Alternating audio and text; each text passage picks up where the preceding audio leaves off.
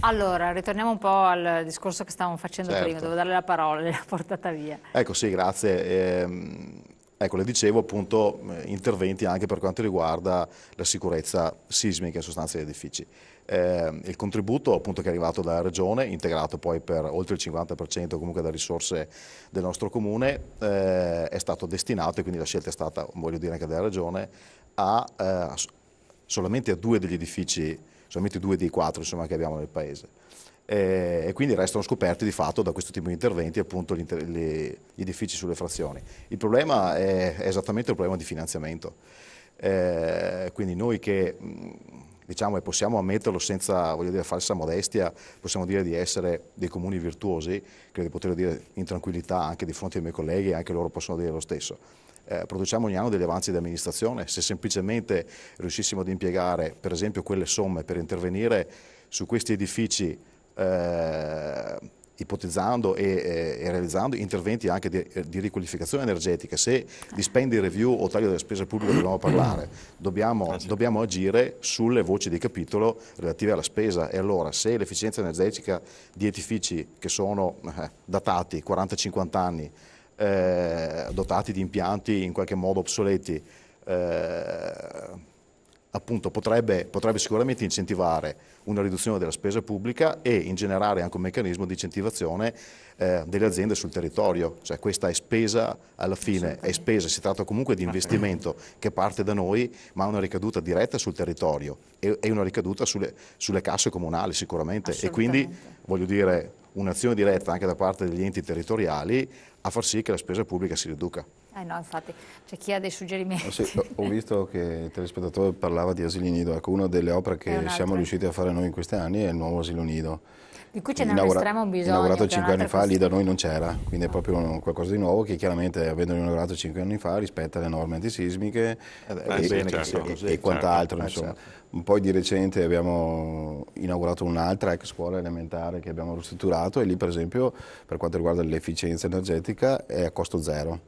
Nel senso che lì sopra c'è un fabbricato di classe A adesso, sopra c'è l'impianto fotovoltaico, non esiste una stanza termica, nel senso che vanno sia l'aria condizionata e sia il riscaldamento va con delle pompe di calore che funzionano con i pannelli solari sopra. Quindi quando facciamo degli investimenti credo come amministrazione cerchiamo anche di farli proprio in quest'ottica che diceva lei prima. Insomma. No, questo è importante. Ecco, per esempio, vediamo altri messaggi che tanto stanno arrivando, se riusciamo a leggerli in tempo. Tagli alle scuole, sociali, alle forze dell'ordine, che sono indispensabili in un paese dove entrano migliaia di stranieri clandestini al giorno. Questa è un'altra cosa, perché se poi sta parlando appunto di tagli alle forze dell'ordine, anche se dicono accorpamenti o cosa, poi di fatto sappiamo che chi ne va a subire esatto il territorio. Forse anche voi ne sapete, il comune di Limena, proprio recente, un fatto di cronaca emblematico però gravissimo, una persona che è stata sequestrata in casa, praticamente anziana, ottantenne, e ha subito un furto, insomma, quindi gravissimo, succedono quotidianamente. Un aumento di questa criminalità, ma anche di microcriminalità. Siamo tornati ai ladri di pollaio e siamo tornati però entrano anche armati, cioè quindi attenzione. Sì, ma voglio dire, c'è un incremento a partire da questo tipo alla rapina proprio a mano armata o brutale come è avvenuta nel mio territorio pochi giorni fa, veramente, e questi parlano di tagli alle forze dell'ordine. Prendiamo anche il discorso della polizia postale, dove è prevista la chiusura di tutti i posti di polizia postale, anche quello provinciale di Padova. Ma il cyberbullismo è in aumento stratosferico, ci sono problemi a non finire per quanto riguarda il discorso degli utilizzi degli social network e quant'altro, no? Non possiamo pensare di chiudere questo tipo di polizia, che è la fonte principale a cui utilizziamo molto spesso la polizia municipale anche per fare dei corsi ai genitori nostri, ai ragazzi, ai genitori in particolare, perché controllino le attività dei ragazzi.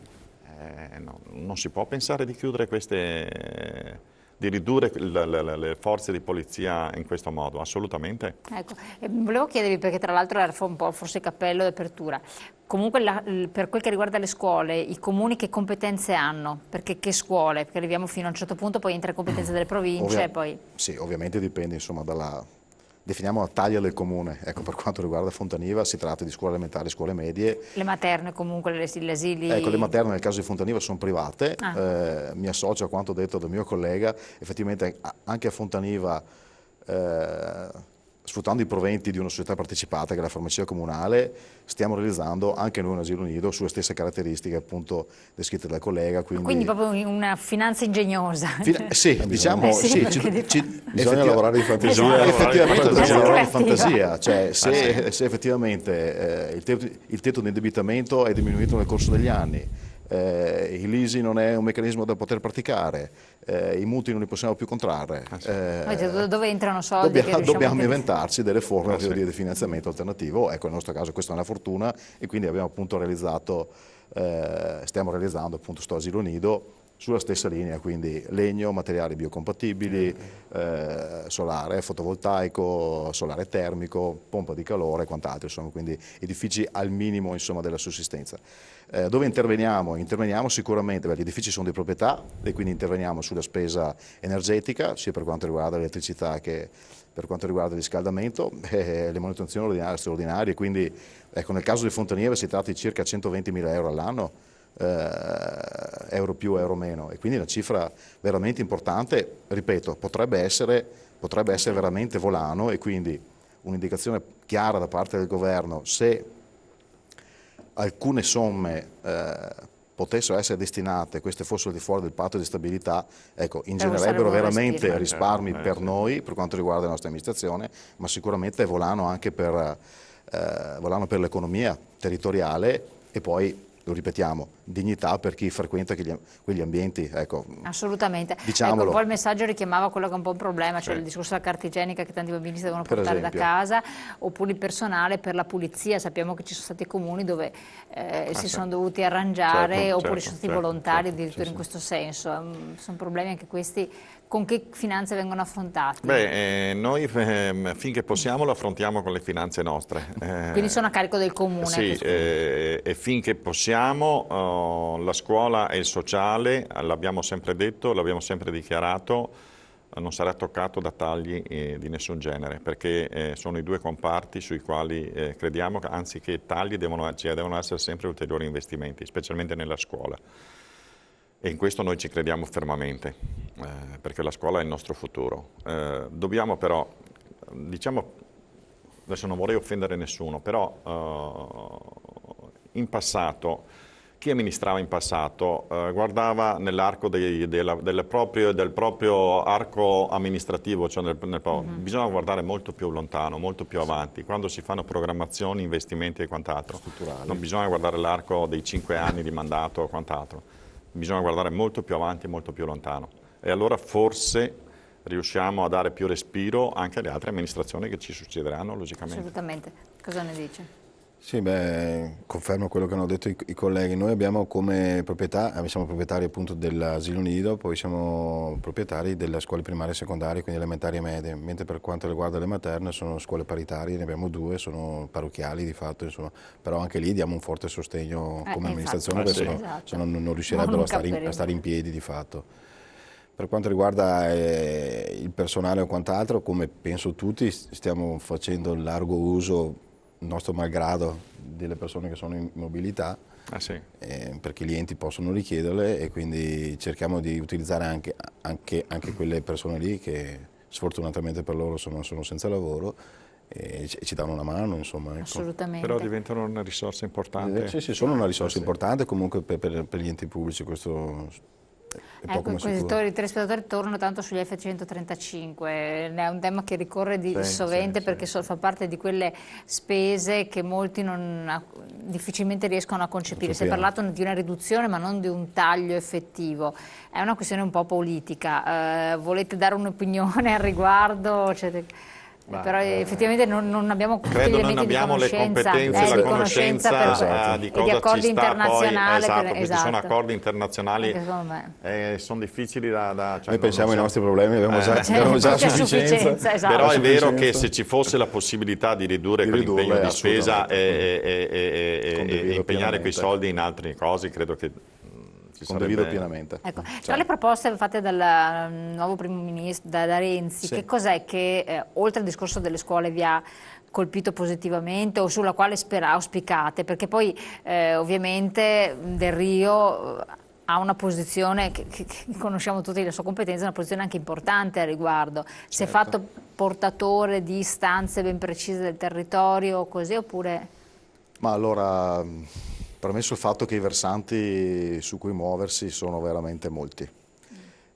Io direi che, ed è quello che mi aspetto, non tanto quello che ho sentito e che si sbandiera, noi abbiamo la prerogativa di essere molto concreti, perché dobbiamo affrontare problemi concreti quotidianamente.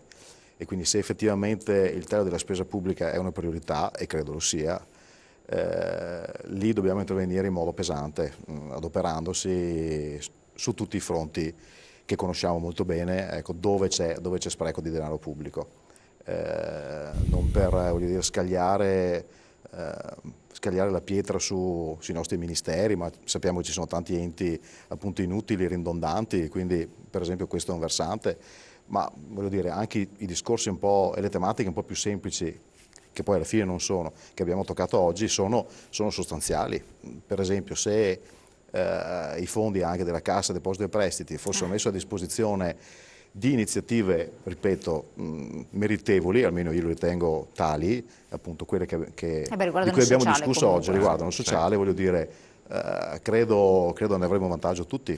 Ecco, poi sulle altre iniziative del lavoro, sì, io credo che qualcosa si stia muovendo positivamente, anche questi segnali, voglio dire, di attenzione diretta da parte dei ministeri verso l'amministrazione pubblica, come le telefonate insomma, che sono state fatte, indicano un certo movimento. Sicuramente c'è una certa pressione che il primo ministro sta imprimendo appunto sui dirigenti dei ministeri, sui ministeri nel loro complesso, e quindi speriamo che questo smuova qualcosa. Onestamente stiamo a vedere, perché non... Ecco, segnali veri e azioni concrete ancora non se ne sono viste. Ovviamente siamo a braccia aperte e siamo i primi, voglio dire, ad essere in prima linea per appoggiare azioni concrete in queste direzioni. Allora, Cassa Depositi e Prestiti può essere un suggerimento, vediamo anche altre da voi due che cosa ci sapete dire per quel che riguarda la vostra esperienza. Vi do solo un brevissimo intervallo pubblicitario e poi torniamo insieme.